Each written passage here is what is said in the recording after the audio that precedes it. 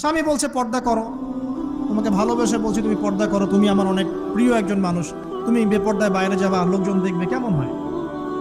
ঠিক আছে, তোমাকে তো আমিই বিয়ে করেছি, তুমি আমার, মানুষ তোমাকে দেখবে কেন? প্রিয় মা ও বোনেরা, পর্দা ছাড়বেন না। আপনাদের জন্য 4টা কাজ: স্বামীর আনুগত্য করা, লজ্জাস্থানের হেফাজত করা, আপনার 5 ওয়াক্ত সালাত ঠিকঠাক মতো আদায় করা এবং রমজান মাসে সাওম রাখা।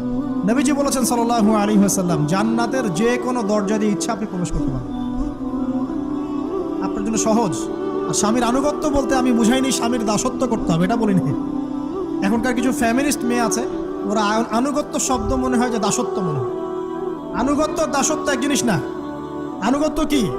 স্বামী কোরআন সুন্নাহর অনুকূলে কোনো কথা বলেছে, আপনি মানবেন।